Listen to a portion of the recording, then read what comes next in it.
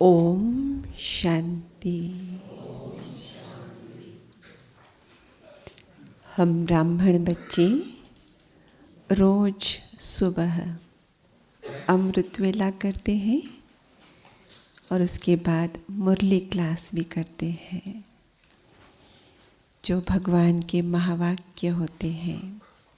और भगवान हम बच्चों को रोज मीठे बच्चे कहकर पढ़ाता है। तो मुरली का पहला शब्द होता है मीठे बच्चे। लेकिन आज नोटिस किया, आज क्या था पहला शब्द?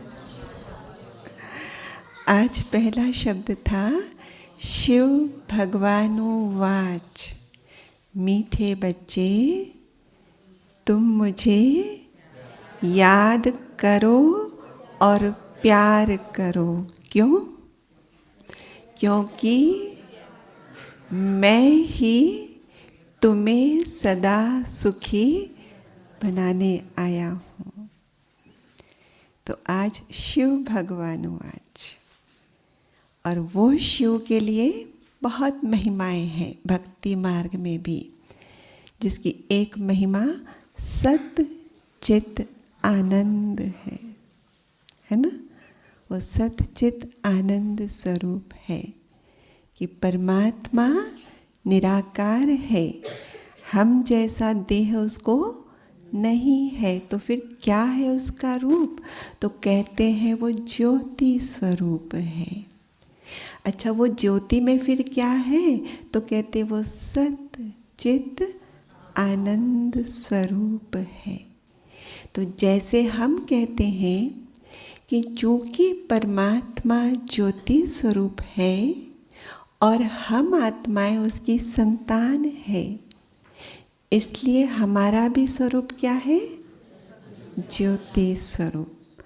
परंतु भले दोनों का रूप समान है कि वो भी ज्योति स्वरूप, माना परमात्मा भी ज्योति स्वरूप और मैं आत्मा भी ज्योति स्वरूप, लेकिन फिर भी यह है समानता, है ना। नयों को कोर्स कराते तो समानता बताते और अंतर भी बताते। अंतर क्या है? दोनों ज्योति स्वरूप होते हुए भी अंतर क्या है? कि उसकी ज्योति सदा जागती ज्योति है और हम आत्माओं की ज्योति, हाँ, हम आत्माओं की ज्योति पूनम के चांद की तरह निखरती है और फिर वहाँ से उसकी यात्रा आरंभ होती है अमावस की तरफ। और जब अमावस हो जाती है तो फिर वो आत्मा फिर आरंभ करती है यात्रा पूनम की तरफ। लेकिन परमात्मा सदा एक रस, वो ज्योति सदा एक रूप में चमकती रहती है। कभी उसमें उतार और चढ़ाव नहीं आता है। न सिर्फ इतना, हमारी रोशनी तो फिर भी पूनम के चांद तक पहुँचेगी, लेकिन सूर्य की रोशनी है उसकी बहुत प्रखर है, बहुत कांति वाली, बहुत दीप्ति वाली, बहुत आभा है उसकी हमारी भेंट में। ये अंतर। तो ऐसे ही जैसे कहा कि वही परमात्मा जो ज्योति स्वरूप है, वो सत चित आनंद स्वरूप भी है। अब ज्योति से तो क्लियर हो गया, ज्योति समझ में आ गई। लेकिन जब कहा कि वो सत चित आनंद स्वरूप है, उसका क्या अर्थ है? तो ये 3 शब्द है।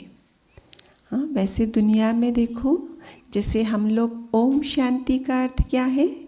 मैं आत्मा शांत स्वरूप हूँ। और ये अर्थ होते हुए हमने इस शब्द को अभिवादन के लिए यूज़ करना आरंभ कर दिया। ग्रीटिंग के लिए यूज़ करते हैं, मिलते हैं तो भी ओम शांति कहकर मिलते, क्लास आरंभ करना है तो ओम शांति करते हैं, पूरी करना है तो ओम शांति करते हैं। तो अभिवादन के शब्द के रूप में भी हम इसको इस्तेमाल कर रहे हैं कि जब हम अभिवादन कर रहे, माना हम आत्म स्मृति में रहकर मिल रहे हैं एक दूसरे से। क्योंकि मैं ओम शांति मतलब मैं आत्मा शांत स्वरूप, मतलब उस शांत स्वरूप में स्थित होकर हम क्या कर रहे हैं, अगली आत्मा से मिल रहे हैं। और फिर हम कहते हैं कि अगर मैं आत्मा शांत स्वरूप हूँ, लेकिन आज तो शांति का अनुभव करना मुश्किल हो गया है, तो फिर हम क्या कहते हैं कि ओम शब्द में 3 अक्षर है, अ, उ और मा। अ आचरण के लिए, उ उच्चारण के लिए और म मन के विचार के लिए। जिसको सरल कर तो विचार, वाणी, व्यवहार। तो अगर जो विचार में है वही वाणी में है और वही व्यवहार में, अगर इन तीनों में एक रूपता होगी तभी शांति अनुभव होगी। नहीं तो मन कुछ और सोच रहा है, वाणी से कुछ और बोल रहे हैं, व्यवहार में कुछ और किए जा रहे, तो शांति का अनुभव नहीं होगा। तो हमने इस ओम शांति शब्द को अभिवादन के लिए भी यूज़ कर लिया कि ताकि इस बहाने भी हम जब एक दूसरे से मिले तो शांति में स्थित होकर ही आपस में लेन देन करें। तो ऐसी दुनिया में भी बहुत सारे अभिवादन के शब्द हम देखते हैं। तो ये जय सच्चिदानंद करके भी अभिवादन करते हैं, है ना। तो सच्चिदानंद भी क्या है असल में, सत चित आनंद, इन तीनों का कंबाइंड स्वरूप सत-चित आनंद है। अगर सिख धर्म के अंदर जाएंगे तो कहेंगे सत श्री अकाल, मिलेंगे तो कहेंगे सत श्री अकाल। कोई कृष्ण के पंथ वाले होंगे जय श्री कृष्ण, कोई राधे वाले होंगे राधे राधे। तो अभिवादन के लिए शब्द क्यों यूज़ किए जा रहे हैं, ताकि हमारे जीवन में हर दम अपने स्वरूप की भी और उस हमारे परमात्मा के स्वरूप की भी स्मृति बनी रहे, अर्थात वो गुण भी हमारे जीवन से झलकते रहें। इसलिए हम लोगों ने अभिवादन के लिए भी ऐसे शब्दों का यूज़ करना आरंभ किया। तो जय सच्चिदानंद भी एक अभिवादन के लिए हम शब्द यूज़ करते हैं। लेकिन इसका अर्थ क्या, जैसे हमने कहा ओम शांति का हमने अर्थ किया ना अभी, तो ऐसे सच्चित आनंद का अर्थ क्या है कि सत्य माना वो सत्य है, और सत्य है माना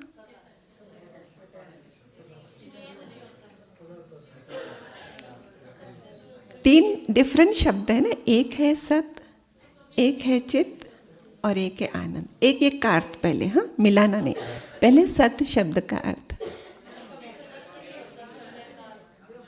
हाँ जो कभी परिवर्तन नहीं होता, सत सत्ता अस्तित्व जिसका सदा कायम रहता है, तीनों कालों में कितने लोग हैं, 3 है 4 है इसलिए वो शब्द लेंगे। माना हर समय, चाहे भूतकाल है, चाहे वर्तमान काल है, चाहे भविष्य काल है। इतनी बड़ी सृष्टि है जिसको आज हम कहते हैं, क्या कहते हैं उसको, कितने खंड है इसमें, 5 खंड। मतलब हम कहेंगे सर्वत्र हर समय और हर स्थान पर उसका अस्तित्व कायम रहता है, वो है सत्य। और चित्त माना जिसमें चैतन्यता है, और चैतन्यता है मतलब जिसको बाबा कई बार मुरली में कहते हैं चैतन्यता है परमात्मा में, मतलब वो ज्ञान का सागर है। जैसे वृक्ष है वो भी चेतन है ना, बढ़ रहे हैं, लेकिन उसको ज्ञान नहीं है कुछ, है ना, उसको ज्ञान नहीं है। लेकिन बाबा कहता है मैं तो कल्प वृक्ष का बीज हूँ, मुझे पूरा ज्ञान है। तो चित्त माना चैतन्यता, और चैतन्यता माना ज्ञान भी है। और आनंद माना आनंद माना उस आनंद की खोज में तो सुबह से रात तक लगे हुए हैं दुनिया। एक बहुत सुंदर अनुभूति कि जिस अनुभूति के अंदर कोई अशांति नहीं है, कोई दुख नहीं है, कोई टेंशन, मतलब जितनी भी नकारात्मकताएं हैं उसका लेश मात्र भी जिस अनुभूति में नहीं है वो है आनंद, सत चित आनंद। तो वो सत चित आनंद स्वरूप है। तो फिर हम क्या है? वो ज्योति स्वरूप, हम भी ज्योति स्वरूप। वो सच्चिदानंद स्वरूप, तो हम भी है या नहीं? हम भी सच्चित आनंद हैं, लेकिन ज्योति स्वरूप में समानता होते हुए भी अंतर भी देखा, और हमारे अभी सच्चित आनंद स्वरूप में भी समानता होते हुए भी अंतर को देखेंगे।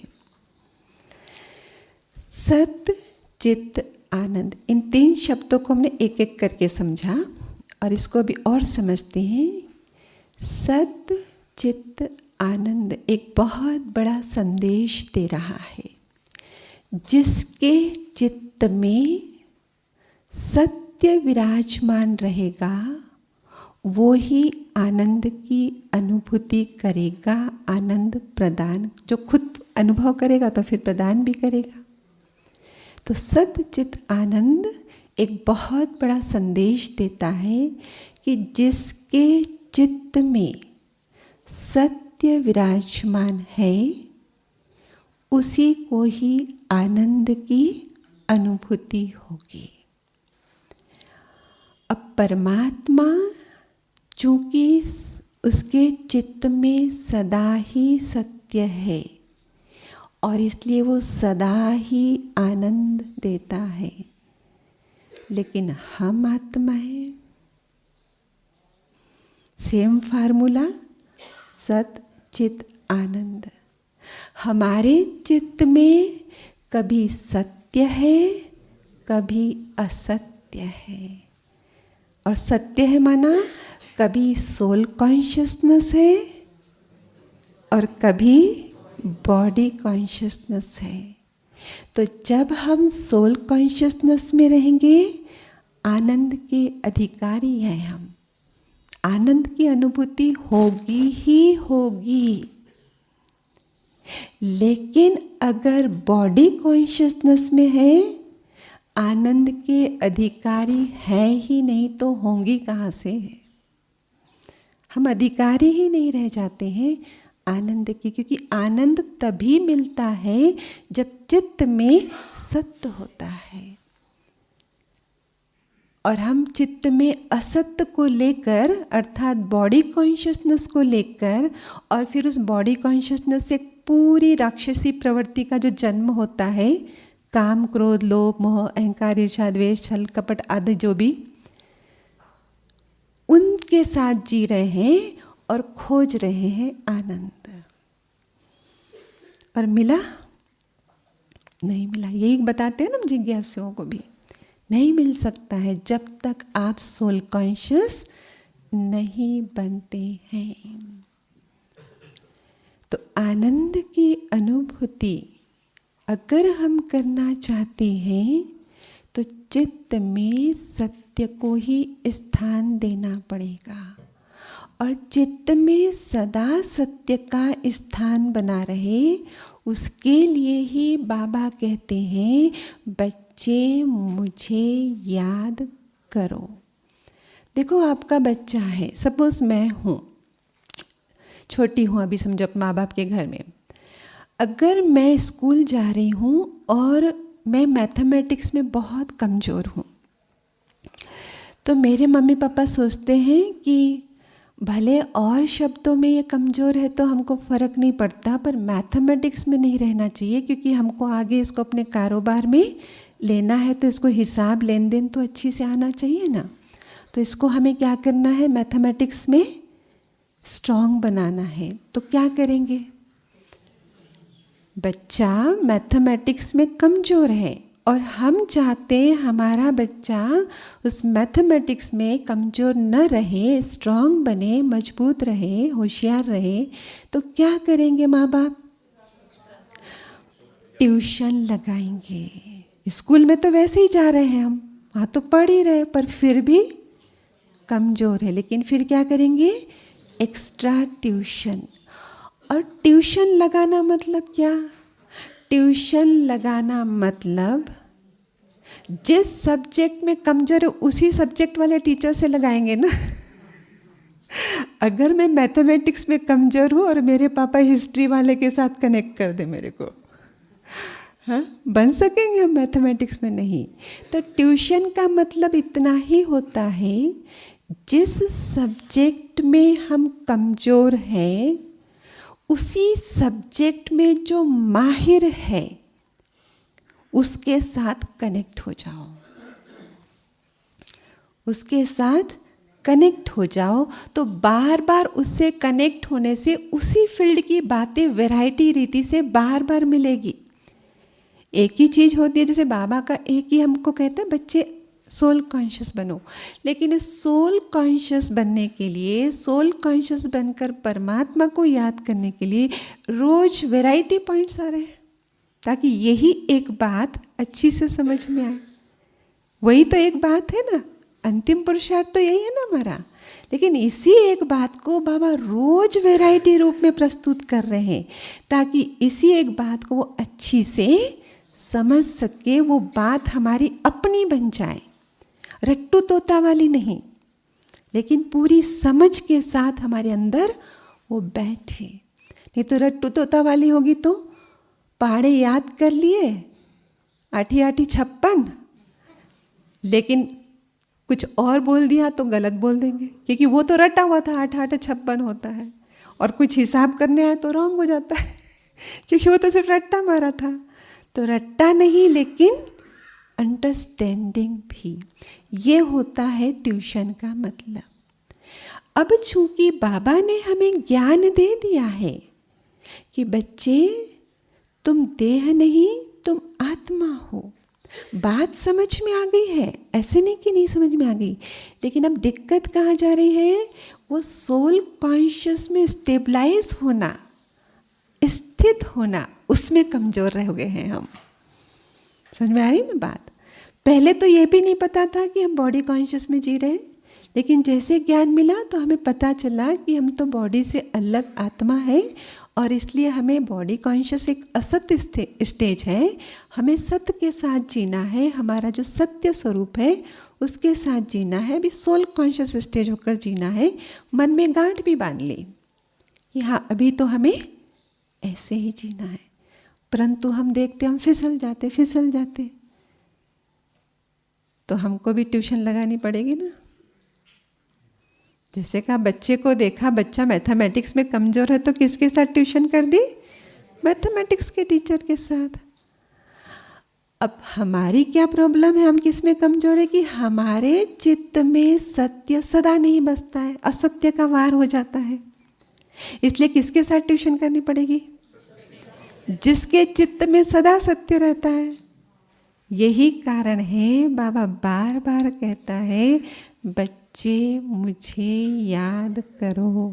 लेकिन बच्चे नटखट है ना, कभी कभी बोल बैठते हैं बाबा आप भी तो स्वार्थी हो, बस बोलते मुझे याद करो, मुझे याद करो, हमें और कोई काम नहीं पड़े हैं क्या?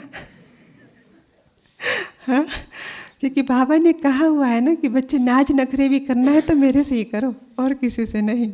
तो हम नाज नखरे भी कर लेते हैं, परंतु क्यों वो कह रहा है कि मुझे याद करो? क्योंकि ये ट्यूशन है। जब तक हम कमज़ोर हैं और ट्यूशन नहीं लगाएंगे तो उस विषय में हम कमज़ोर ही रह जाएंगे, और फिर इधर प्रार्थना करते रहेंगे मुझे आनंद चाहिए, मुझे खुशी चाहिए, हे प्रभु मुझे खुशी की अनुभूति कराओ, हे प्रभु मुझे आनंद की अनुभूति कराओ। फार्मूला को यूज़ नहीं करेंगे और सिर्फ बोलते रहेंगे तो थोड़ी होगा। हाँ, ऐसे तो नहीं हो सकता है ना। हाइड्रोजन और ऑक्सीजन मिलेगा तो ही तो वाटर बनेगा। हाइड्रोजन ऑक्सीजन है ही नहीं, बोले वाटर बनाओ, होगा कैसे? वो नहीं हो सकता है ना। तो ये फार्मूला है कि चित्त में सत्य को स्थान दो तो आनंद आएगा। हम समझ गए लेकिन कमजोर है, इसलिए हमको किसके साथ ट्यूशन करनी पड़ेगी? उसके साथ जो उसमें माहिर है, उसके चित्त में सदा ही सत्य है। क्यों सत्य है? क्योंकि वो शरीर धारण नहीं करता है, हम तो शरीर धारण करते हैं, और इसीलिए हम काल चक्र में आते हैं। तो इसीलिए हमारे ऊपर क्या चढ़ती है? असत्य की मैल चढ़ती है। तो कभी वो मैल ऊपर आ जाती है तो फिर आनंद की अनुभूति कैसे होगी? नहीं होगी। तो अब जो मैल चढ़ गई, तो एक कहा उसने कि मुझे याद करो, और दूसरा क्या कहा? मुझे प्यार करो। आज शिलबन बोल रहे थे ना, एक है कि मुझे प्रेम से याद करो और एक है प्यार करो। तो आज बाबा ने क्या कहा? मुझे याद करो और मुझे प्यार करो। क्यों? क्योंकि मैं ही सदा सुखी बनाने आया हूँ। प्यार करने का मतलब क्या? याद करने का मतलब समझ में आ गया? प्यार करने का मतलब क्या? गीत सुना? गीत सुना? क्या था गीत? हाँ, गीत का मतलब क्या थे? गीत के बोल, तेरे कांटों से भी प्यार, तेरे फूलों से भी प्यार। तो जब भगवान कहता है मुझे प्यार करो, उसका मतलब है एक तो मुझे याद कर रहे हो, दूसरा जीवन में चाहे जो भी परिस्थितियां आए उसको सहज स्वीकार करो। तभी तो कहा ना, तेरे फूलों से भी प्यार। तो कांटों से भी प्यार का मतलब क्या? मैंने उसको सहज स्वीकार किया। और जब सहज स्वीकार करेंगे तो क्या, क्यों, कैसे वाली जो प्रश्नों की क्यों खड़ी होती है, वो क्यों खड़ी ही नहीं होगी। और जब ये क्यों खड़ी ही नहीं होगी, मतलब अंदर चित्त में जो मैल बैठी हुई है वो उथलेगी नहीं। समझ में आ रहा है ना? मैल तो चढ़ गई है ना पहले, लेकिन ये क्या क्यों से क्या होता है? जो जमी हुई मैल है वो उथलती है, और उथलने के कारण फिर कनेक्ट होना तो बहुत मुश्किल हो जाता है। मुश्किल हो जाता है ना फिर। इसीलिए जो भी जीवन में आ रहा है उसको हम स्वीकार करें। इसको कहते हैं प्यार करना। इसको कहते हैं तेरे फूलों से भी प्यार, तेरे कांटों से भी प्यार। अर्थात प्यार करना मतलब टोटली सरेंडर करना अपने आप को, अपना सर अंडर उसके। और सर ही जब अंडर में कर दिया तो ये सर ही तो क्या क्यों उठाता है? ये बुद्धि ही तो क्या क्यों के प्रश्न उठाती है ना।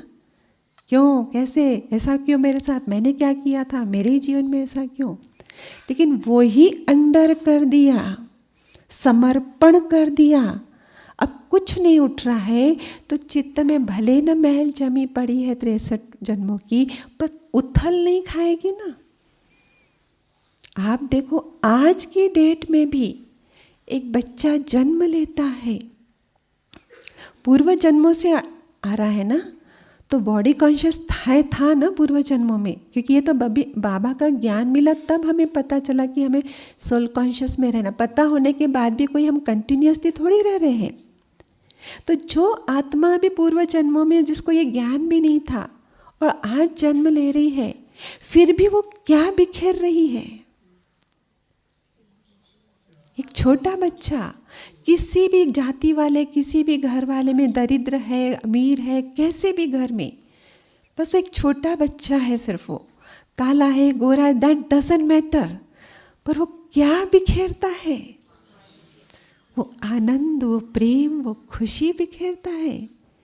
जबकि मैल तो चढ़ी हुई है ना आत्मा के ऊपर, लेकिन उथली नहीं है अभी, उथली नहीं है अभी वो। और इसलिए वो आज भी जन्म ले रहा है तो वो वाइब्रेट कर रहा है, शुद्ध वाइब्रेशन वाइब्रेट कर रहा है, लेकिन धीरे धीरे बड़ा होता है, फिर एक्वायर करते जाता है, अंदर उथल पुथल होती रहती है, उसके रेडिएशन बंद हो जाते हैं। बंद हो जाता है, नहीं होता है?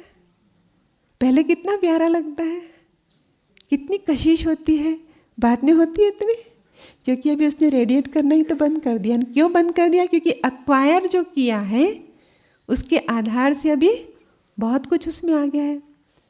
जैसे ही कोई एक पोजीशन मिलती है तो क्या होता है, पहले सबसे प्यार से बात कर रहे थे, मिलजुल के चल रहे थे, बच्चे को टीचर ने घोषित कर दिया तुम मॉनिटर हो,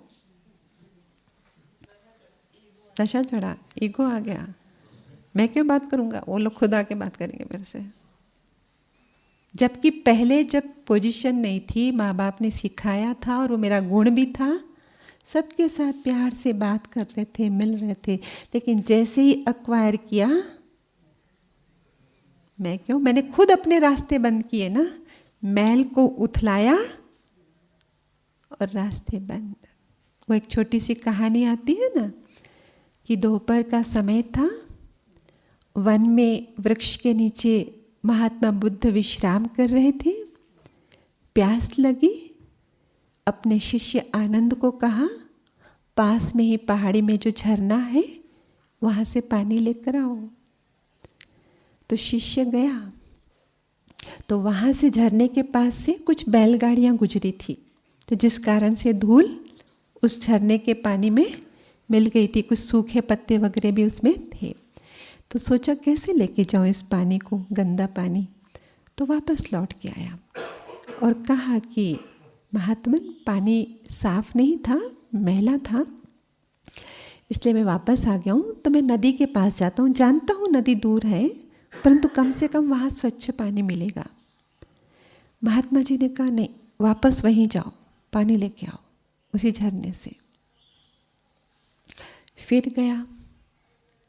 फिर गया तो पानी अभी भी स्वच्छ नहीं है। फिर आया, महात्मन पानी स्वच्छ नहीं है। फिर तीसरी बार कहा वहीं जाओ, वहीं से पानी लेके आओ।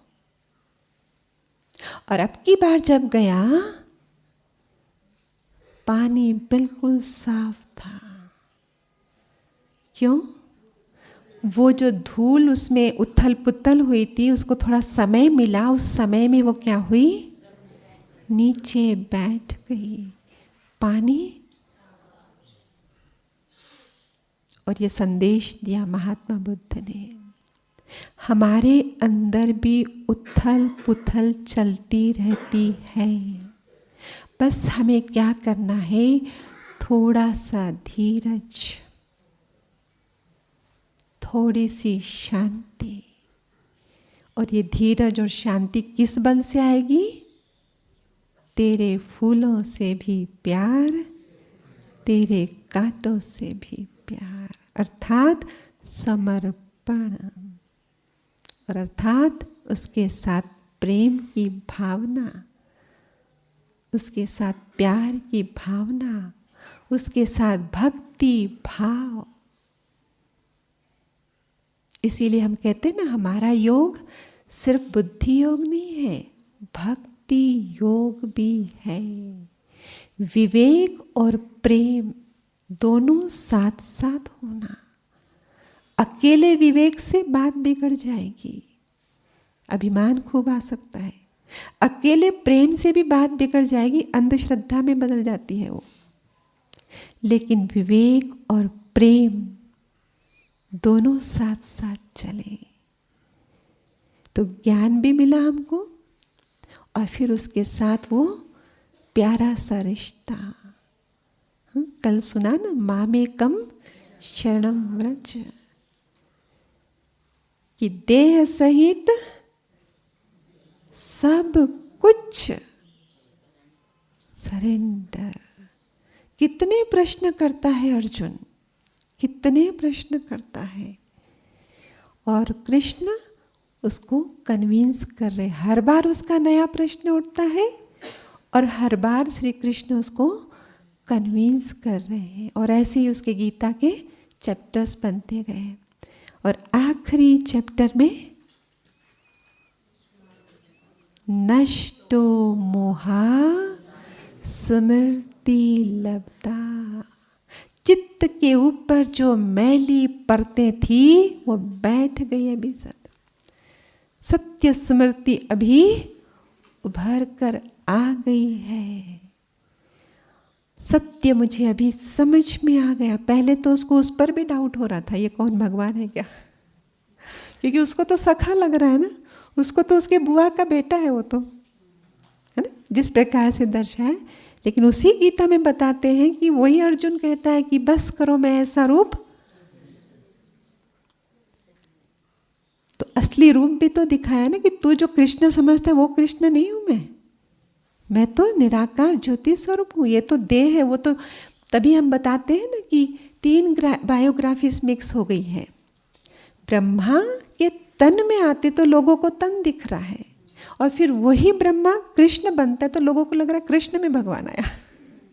समझ में आ रही ना, परंतु वो तो क्या है, निराकार है। तो जब इतना पूरा कन्विंस करता है कृष्ण बार बार वैरायटी तरीके से, तब वो स्वीकार करता है कि नष्टो मोहा, मतलब वो असत्य ज्ञान जो था हमारे पास, अज्ञानता जो थी, उसके प्रति जो मोह था वो अब नष्ट हो गया, और आपने जो सत्य ज्ञान दिया है उसकी स्मृति मुझे अभी जागृत हुई है। और इसलिए अब आप जो कहोगे बिना क्या क्यों के, अभी तक तो मैं क्या क्यों कर रहा था, हाँ, पूरी गीता तो उसके क्या क्यों के आंसर ही है ना, लेकिन अब मैं क्या क्यों कैसे कुछ नहीं करूँगा। आप जो बोलेंगे मैं वो ही करूँगा। इतना समर्पण, इसको कहते हैं प्यार करना। और जब इतना समर्पण करेंगे तो हम कनेक्ट हो जाएंगे। कनेक्ट होने में तो डिफिकल्टी आ रही ना। एक तो देखो मेरा खुद का, जैसे वो सच्चिदानंद स्वरूप है वैसे मैं भी सच्चिदानंद हूँ। तो मैं अगर सिर्फ अपने ही चित्त को, जो चित्त में मैल उठ रही है, बार बार ऊपर आ रहे, दुर्भाव आ रहे, अभिमान उठ रहा है, अहंकार, यही तो होता है अंदर में, और क्या हो रहा होता है, ये शांत हो जाए। और शांत हो जाए माना उठ रहे हैं, अंदर में लड़ाई करने की जरूरत नहीं है, बस समय दो, उसको मार्जिन दो, बैठेंगे वो नीचे। हम जल पानी पिला देंगे तो फिर क्या होता है, ज़्यादा देर बैठेंगे ना। बाबा कहते ना, आएंगे वेस्ट थॉट्स आएंगे, परंतु उनकी मेहमान निवाजी मत करो। और जैसे ही मेहमान निवाजी आप बंद करो, आपके पास कोई आए तो आना क्या करता है वो, उसको एहसास हो जाता है अपनी वैल्यू यहाँ नहीं है, फिर नहीं आते हैं। तो ऐसे ये भी इतना सिर क्यों उठाते हैं, हमारी अंदर की जो नकारात्मकताएं हैं, अभिमान, अहम, ये क्यों ज़्यादा सिर उठाते हैं। हम उसको जल और पानी देते रहते हैं, नहीं दे, और नहीं दे मना शांत साक्षी बनकर, अच्छा ये भी है, ओके ओके ओके, सारी वो जो उठ रही थी ना, धीरे धीरे क्या हो जाएंगी, और जब शांत हो जाएगी तो मैं आत्मा, शांत स्वरूप, सत्य स्वरूप, अधिकारी हूँ आनंद की, आनंद तो अनुभव होगा। और मैं अब उस फ्रीक्वेंसी पे आ गई जो उसकी फ्रीक्वेंसी है, तो कनेक्ट होना तो मिनटों का, क्या सेकंडों का। हम क्यों नहीं कनेक्ट हो रहे, क्योंकि फ्रीक्वेंसी मैच नहीं हो रही ना हमारी, यही तो कारण है, और कुछ नहीं है कारण, कि फ्रीक्वेंसी मैच नहीं हो रही तो हम कनेक्ट नहीं हो रहे। और जब कनेक्ट नहीं हो रहे तो जो सदा सदा आनंद का स्रोत है, हम तो फिर भी बताया ना, हम पूनम के चांद अमावस तक चले जाते हैं, हम नदी भरी हुई तो कभी खाली हो जाते हैं, लेकिन वो तो सागर है, सदा भरा रहता है, तो वो स्रोत है। तो और उसके साथ जब मैं कनेक्ट हो जाऊंगी तो मैं एम्पावर हो जाऊंगी ना, और एम्पावर हो जाऊंगी माना मेरे ट्यूशन काम कर रही है ना। ट्यूशन जाते जाते बच्चा एक्सपर्ट होगा या नहीं होगा, कि वैसा ही रहेगा जिस दिन पहले भेजा था, इसलिए भेजे थे क्या बच्चे को ट्यूशन कि साल भर जाके आओ और वैसे के वैसे वापस आ जाओ? नहीं, साल भर की ट्यूशन के बाद अब वो मैथमेटिक्स में क्या हो गया है? होशियार हो गया। अभी तो वो बाप की भी गलती निकलता है, पापा ऐसे नहीं होता है, नहीं होता है। तो यही सतचित आनंद को शिव भगवान वाच, मीठे बच्चे मुझे याद करो और प्यार करो तो मैं तुम्हें सदा के लिए सुखी बनाऊंगा। और सदा के लिए का अर्थ है पूरे कल्प के लिए, सिर्फ एक जन्म की बात नहीं है। आने वाले नया जो चक्र आरंभ होगा उसमें तो गारंटी दे दी बाबा ने, 21 जन्म, सदाकाल बाबा उसको कहते हैं। फिर बाद में शुरू होगा हमारा बॉडी कॉन्शियसनेस द्वापर से, लेकिन पूरे 21 जन्म, और उस 21 जन्म में एक जन्म संगम का, क्योंकि वहाँ की गिनती अगर करो तो 12 और 8 तो 20 ही होते हैं ना, ज़्यादा तो होते ही नहीं है। तो फिर एक कहाँ गया, कहाँ का काउंट करें? यहीं का। तो यहाँ भी उस आनंद की हम अनुभूति करें, और जब हम आनंद की अनुभूति करेंगे, और आनंद की अनुभूति मतलब क्या? आत्मा क्या है? एक ऊर्जा है, यही कहते हैं ना हम। और ऊर्जा का स्वभाव होता है वाइब्रेट होना। ऊर्जा का स्वभाव होता है वाइब्रेट होना। और ये वाइब्रेट होने के पैटर्न वैरायटी हो सकते हैं, हो सकते नहीं हो सकते हैं। क्या एक ही पैटर्न में वाइब्रेट होगी? नहीं, ये डिफरेंट पैटर्न्स में जो ऊर्जा वाइब्रेट होती है वो हर एक पैटर्न की अनुभूति अलग होती है, और उसी अनुभूति को नाम दे दिया, और उसी के आधार से हम कह रहे हैं मैं आत्मा शांत स्वरूप, मैं आत्मा प्रेम स्वरूप। अर्थात ऊर्जा का वो एक वाइब्रेटिंग पैटर्न कि जब इस रीति से वाइब्रेट होगी तो जो फीलिंग आएगी उस फीलिंग को एक नाम दे दिया। जैसे गीत बजते हैं ना हमारे पास, तो आप देखो कभी कोई गीत बजता है तो एकदम शांति का एहसास होता है, और कभी कोई गीत बजता है तो पैर थिरकने आरंभ होते हैं। है तो गीत ही, म्यूजिक ही, और वो गीत और म्यूजिक भी क्या है? वाइब्रेशन है, और तो कुछ नहीं है। ऐसे ही जब रिकॉर्डिंग करते तो क्या हो रहा होता है? बोल भी रहे हैं तो क्या हो रहा है एक्चुअली? या सितार बजाओ, हारमोनियम बजाओ, क्या हो रहा है? वाइब्रेट हो रहा है ना, और तो कुछ नहीं हो रहा है ना। तो हर एक पैटर्न जो है वाइब्रेशन का, वो एक फीलिंग देता है, और उस फीलिंग को हमने नाम दे दिया। तभी जैसे कहा कि कोई गीत सुना, उसको नाम दिया, उससे एहसास हुआ शांति का, तो भविष्य में हम उस शांति को फिर से कभी अनुभव करना है, उसको रेफर करेंगे तो नाम दे दो शांति। कोई गीत सुना, पैर थिरकने लगे, तो कोई ऐसे फंक्शन होगा, उत्सव होगा खुशी वाला, तो उसमें हम इसको रेफर करेंगे, बजाएंगे, उसको नाम लिख दो खुशी। यही करते हैं, और क्या करते हैं? तो ऐसे ही आत्मा के अंदर भी, आत्मा जो वैरायटी तरीके से वाइब्रेट हो सकती ओरिजिनली, हम क्योंकि क्या कहते हैं? उसके मूल संस्कार, ये कहते हैं ना हम, उसके अनादि गुण, ये कहते हैं ना हम। ओरिजिनली आत्मा वो 7 पैटर्न में वाइब्रेट होती है, जिस 7 पैटर्न को हमने 7 गुण बोल दिया कि आत्मा शांत स्वरूप है, आत्मा प्रेम स्वरूप है, आत्मा आनंद स्वरूप है, आत्मा शक्ति स्वरूप है। आप देखो कभी कोई गीत ऐसा होता है बुलंद, सुन के मेरे तो हौसले ही बुलंद हो गए, पर था क्या? वो वाइब्रेशन ही तो था, और तो कुछ नहीं था ना। तो वाइब्रेटिंग पैटर्न ही अनुभूति कराता है। और आपने इससे पहले यही क्लास सुनी ना, वाइब्रेशन की ही क्लास सुनी ना। तो अगर मैं सतचित आनंद की स्थिति में हूँ, मतलब आत्मा की एनर्जी उस रीति से वाइब्रेट हो रही है, तो वो मैं खुद भी अनुभव कर रही हूँ, और फिर वाइब्रेशन तो क्या करते हैं?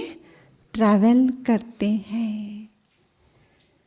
तो जितनी दूर तक ट्रैवल करेंगे उतनी दूर तक में जो उस घेरे में आएगा उसको भी आनंद की अनुभूति होगी ही होगी।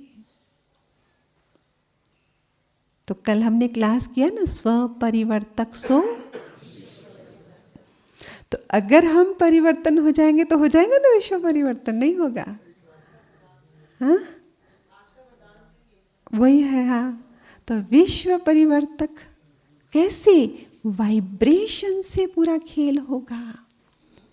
तो पहले हम तो अनुभव करें, हम तो उस आत्मा को उस वाइब्रेटिंग पैटर्न में वाइब्रेट होने के लिए मार्जिन दें। हम मार्जिन ही नहीं दे रहे। हम क्या, क्यों, ये क्यों, ऐसा क्यों, वैसा क्यों, मेरे जीवन में ये क्यों आया।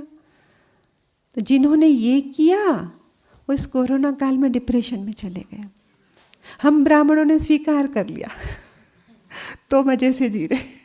कोरोना आए चाहे कोरोना का बाप आए है या नहीं? हमने स्वीकार कर लिया। ड्रामा की हर सीन कल्याणकारी, सचमुच कल्याणकारी है।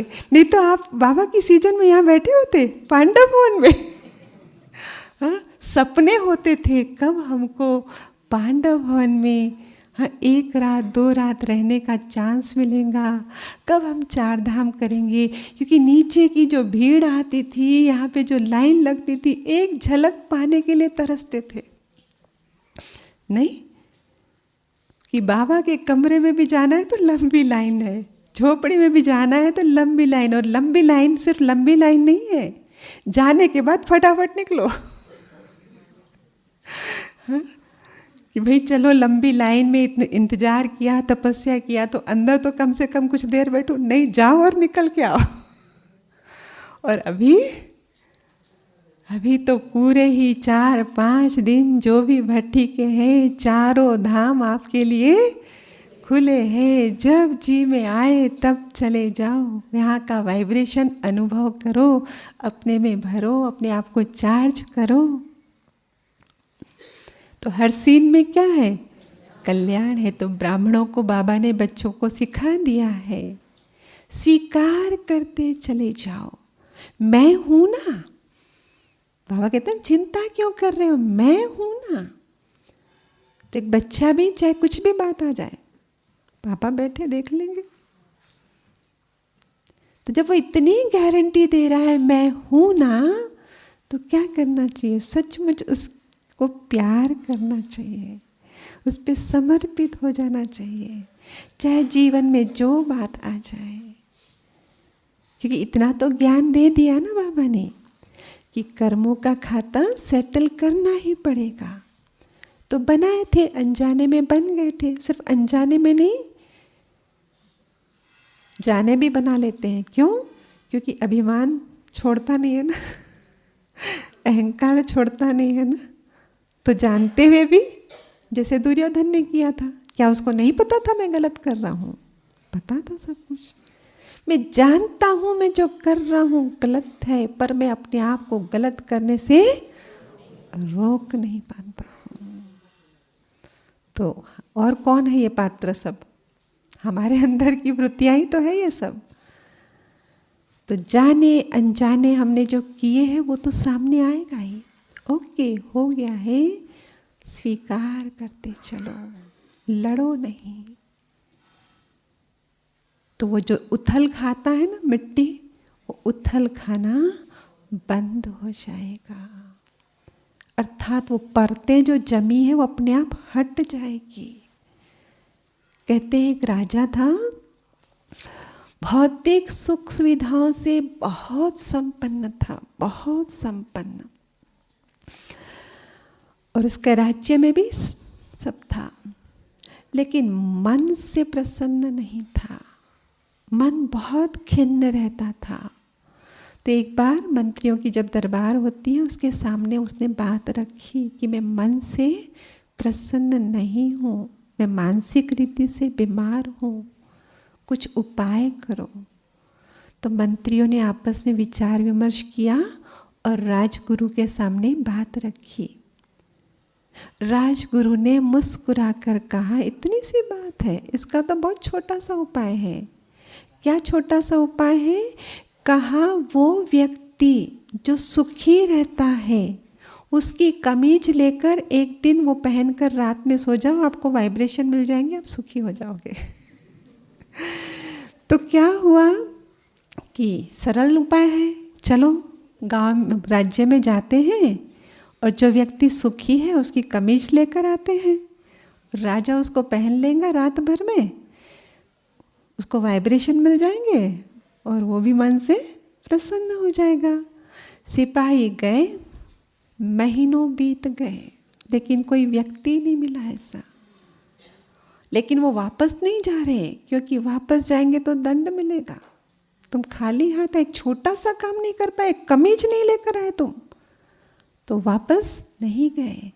थक कर हार कर एक दिन एक पेड़ के नीचे बैठे थे, सोच रहे क्या करें क्या नहीं करें, जा तो सकते नहीं, जाएंगे तो मौत तो वैसी होनी है, दंड मिलना है, उससे अच्छा यहीं बैठे रहे। वहीं पर बाजू में भी दूसरी तरफ और एक पेड़ था और उस पेड़ के नीचे एक गाड़ीवान अपनी बैलगाड़ी साइड में रखकर विश्राम कर रहा था। और अचानक से वो बोल बैठा, हे ईश्वर, जैसा सुख तूने मुझे दिया है ऐसा सुख सबको मिले। और ये आवाज़ उन सिपाहियों के कानों में पड़ी। आशा की लहर, आशा की किरण, अरे कोई तो सुखी है, अभी तो हम इसकी कमीज लेके जाएंगे। गए उसके पास, कहा कि आप बहुत सुखी हैं, हमने आपके मुख से आवाज़ सुनी, आप बहुत सुखी हैं। तो गाड़ीवान कहता है, दिखता नहीं है कि आपको मैं सुखी हूँ? तो बोलता है, सचमुच में आप बहुत सुखी हैं? तो कहता है, देखो मेरे बैल खाना खा के सुस्ता रहे हैं और मैं भी खा के विश्राम कर रहा हूँ, तो मैं सुखी नहीं दिखता हूँ तुमको? तो बोलते, लेकिन फिर आपके पास कमीज तो नहीं है।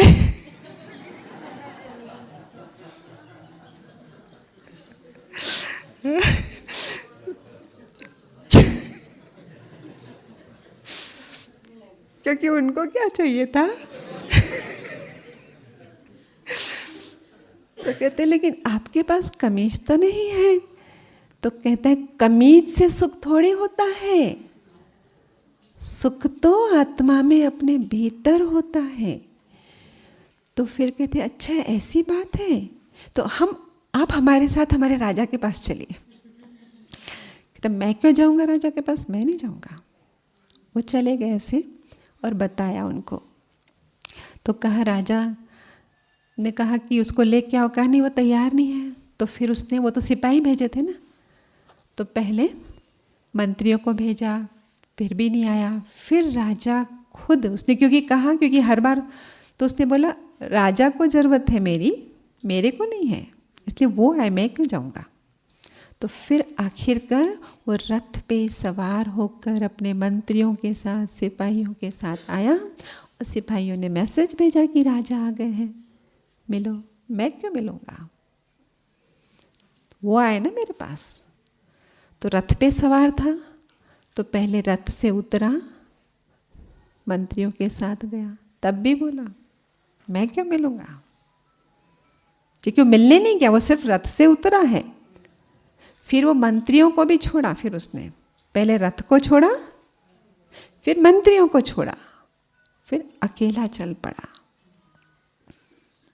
फिर उससे बोला क्या मेरी पीठ खुजा सकते हो? बोला हाँ खुजा सकता हूँ, और खुजाने लग गया। तब उस गाड़ीवान ने कहा, इतना दिखावा पहले क्यों किया? तो अभी मुझे पता चल गया आप में नम्रता है, इसलिए मत करो मेरी पीठ की खुजलाई। क्योंकि वो तो सिर्फ क्या करना चाह रहा था, अहंकार है क्या इसमें, क्योंकि वो टूटे बिना आनंद कहाँ से आएगा, सुख कहाँ से आने वाला है। और तब उसको पूछा, उसको गाड़ीवान, कहो आपका जो प्रश्न है कहो। ये कौन सा रहस्य है, जिसके पास सहस्त्रों कमीजें हैं वो सुखी नहीं, और जिसके पास एक भी कमीज नहीं है वो सुखी है। तब उसने कहा कि सुख कमीज से नहीं होता है, हाँ, आनंद कमीज से नहीं है, आत्मा तो स्वयं ही आनंद स्वरूप। तो ये कमीज कौन सी है? ये चित्त के ऊपर ये अज्ञानतावश काम क्रोध लोभ मोह जो हमने किया है उसकी महलों की परतें चढ़ती गई है। तो राजा मतलब वो व्यक्ति जिसके चित्त के ऊपर महलों की परत परत परत तबका, जिसके पास सैकड़ों कमीजें हैं वो सुखी नहीं, और जिसके पास एक भी कमीज नहीं है मतलब जिसके पास मैल की एक भी परत नहीं है वो सुखी है। कैसे? थोड़ा सा और क्लियर कर देती हूँ और उसके साथ पूरा करते हैं। बल्ब देखा है आपने? बल्ब में एक फिलामेंट होता है और चारों तरफ कांच होता है। कांच होता है, वो पारदर्शी होता है।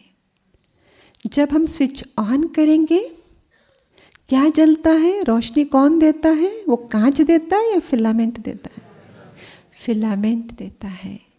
लेकिन वो फिलामेंट में जो रोशनी है वो रोशनी एक जगह खड़ी नहीं रहती, वो प्रसारित होती है, वो फैलती है। और चूंकि कांच वो प्रसारित हो रही है, उसके मार्ग में कौन आ रहा है? कांच आ रहा है। लेकिन पारदर्शी कांच है तो वो बाहर निकल के आ रहा है। लेकिन अगर इसी कांच के ऊपर मैल की परतें चढ़ती जाए और चाहे कितना ही स्विच ऑन करके रख दो, वो प्रकाश बाहर आएगा? नहीं आएगा ना। हालांकि अंदर अभी भी प्रकाश है, हालांकि अंदर में प्रकाश अभी भी है, लेकिन वो पारदर्शी कांच अब पारदर्शी नहीं रह गया है, उसके ऊपर परतें चढ़ गई है और इसीलिए हम उस प्रकाश का भी अनुभव नहीं कर पा रहे हैं। और प्रकाश नहीं है तो अंधेरा है और अंधेरे में ठोकरें खाते हैं। ये फिलामेंट क्या है? ये आत्मा ज्योति बिंदु। ये पारदर्शक कांच क्या है? इसके चारों ओर की कवरिंग जिसको हम कहते हैं चित्त, जिसको हम कहते हैं चित्त। आरंभ में ये चित्त पारदर्शी, लेकिन काल चक्र में आए, समय चक्र में आए, समय के साथ साथ इसके ऊपर धूल चढ़ी, बॉडी कॉन्शियसनेस की धूल चढ़ती गई और वो प्रकाश अभी भी अंदर जल रहा है, वो ज्योति स्वरूप आत्मा अभी भी है, वो प्रेम स्वरूप अभी भी है, वो आनंद स्वरूप अभी भी है, लेकिन बाहर नहीं आ रहा है क्योंकि बाहर बहुत कमीजें हैं अभी कमीज बहुत आ गई ना।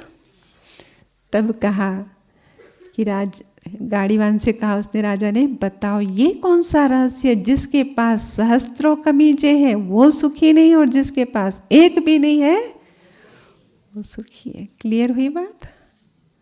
तो ये कमीजें उतारनी होगी, मतलब अभिमान तोड़ना होगा, अहंकार तोड़ना, मैंपन छोड़ना होगा, बुद्धि का अभिमान छोड़ना होगा, मन में उठने वाली दुर्भावनाएं छोड़नी पड़ेगी।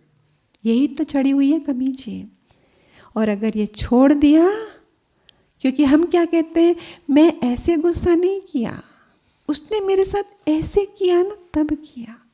हम कहते उससे नफरत नहीं, मैं ऐसे नफरत नहीं करी, उसने मेरे साथ ऐसे किया, मेरे साथ ऐसा धोखा किया तब नहीं। स्वीकार, जो भी हुआ स्वीकार। तो ये परतें चढ़ेगी ही नहीं, तो पारदर्शी रहेगा चित्त और अंदर से आनंद स्वरूप आत्मा के वाइब्रेशन मैं भी फील करूंगी, बाहर आएंगे और सारी दुनिया तक पहुंचेंगे। और इस तरीके से हम स्वयं भी सच्चित आनंद और सच्चित आनंद स्वरूप को इस संसार में प्रत्यक्ष करने के निमित्त बन जाएंगे। और बहुत जल्दी ही जब वो प्रत्यक्ष हो जाएगा तो नया संसार आ जाएगा। उसी का इंतजार है ना। स्व परिवर्तन किस लिए? एक नया संसार लाने के लिए। तो उसके साथ फ्रीक्वेंसी मिलाना है, तो हमें भी सच्चित आनंद की स्थिति में रहना है। तो उसके साथ ट्यूशन लगाओ और उसको प्यार करो। तेरे फूलों से भी प्यार, तेरे खाटों से भी प्यार। ओम शांति।